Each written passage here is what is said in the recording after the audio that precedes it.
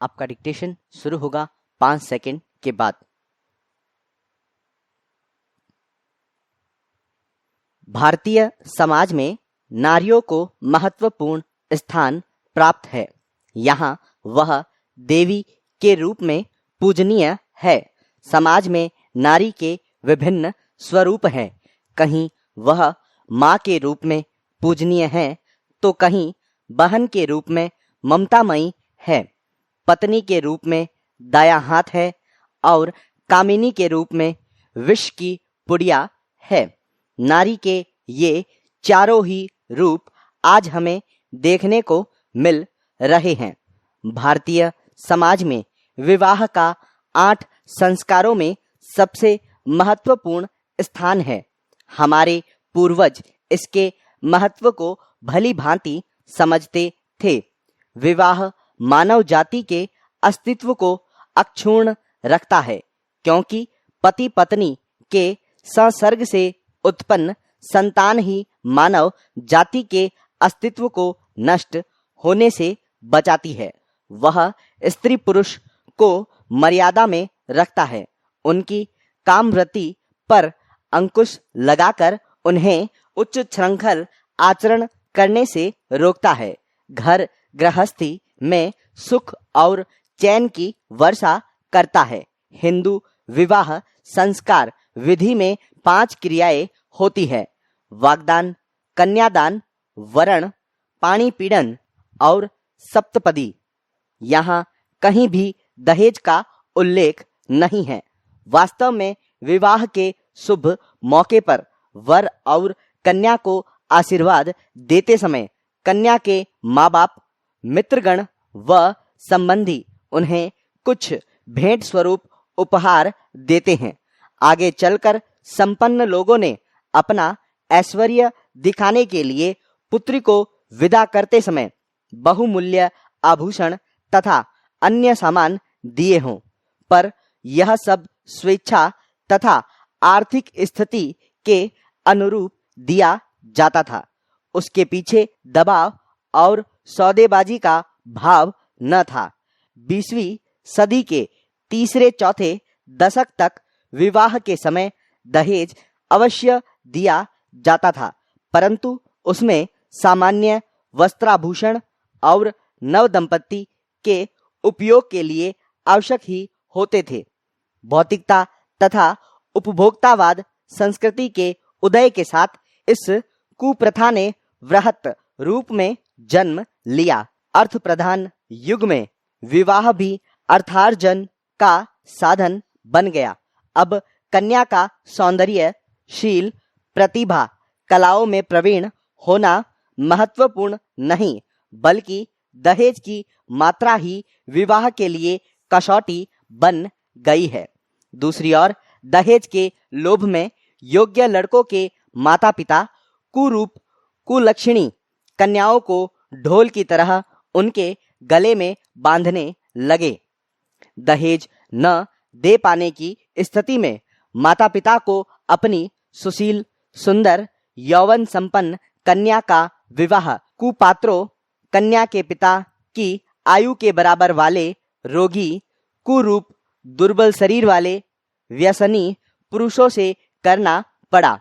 पत्नी का जीवन नारकीय बन जाना, क्योंकि पुरुष प्रधान समाज में नर को सब कुछ करने की स्वतंत्रता है।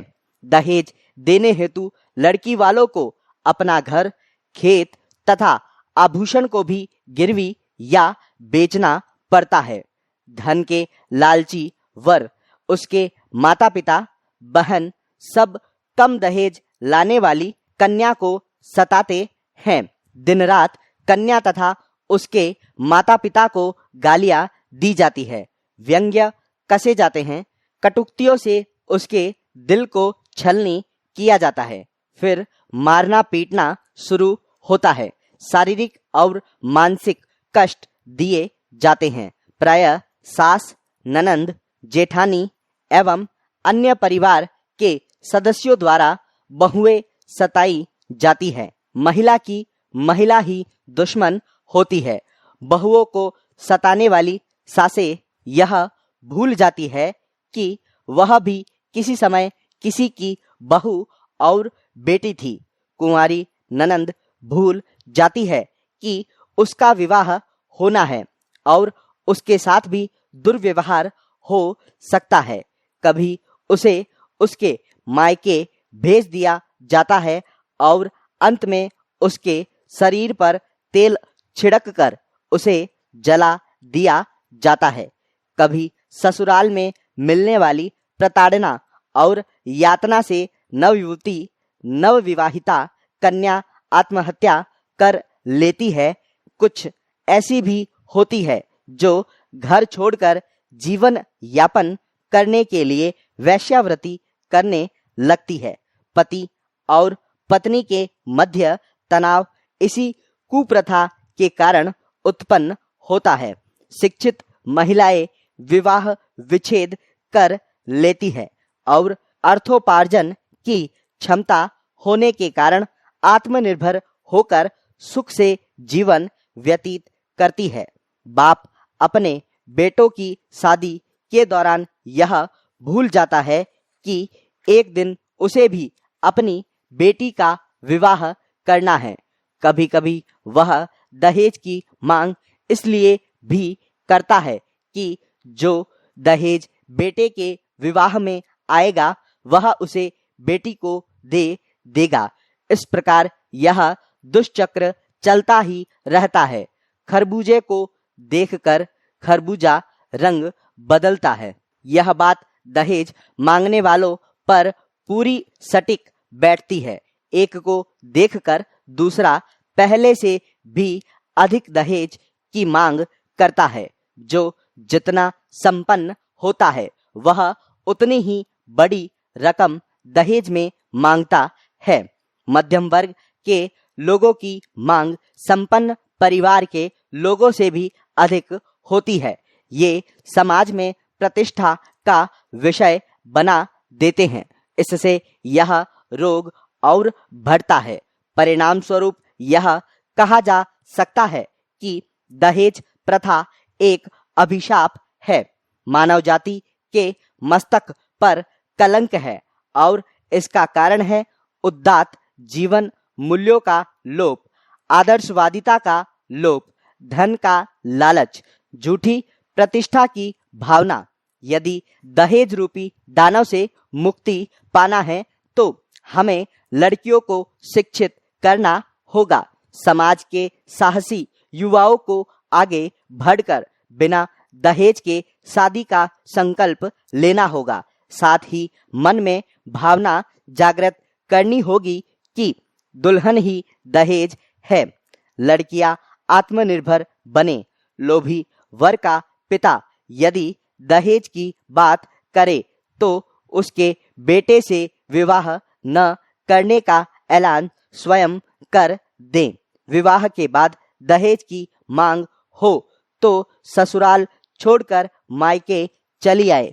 तलाक के लिए अर्जी दे, पुलिस को सूचना दे और इन चांडालों को दंड दिलवाएं।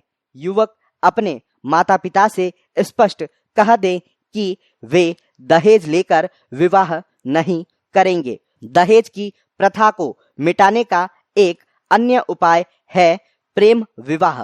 वर के माता पिता को बिना दहेज लिए पुत्र के निर्णय के सम्मुख झुकना पड़ेगा। अतः युवक युवतियों में दहेज विरोधी मानसिकता पैदा करके ही इस दानव का संहार किया जा सकता है।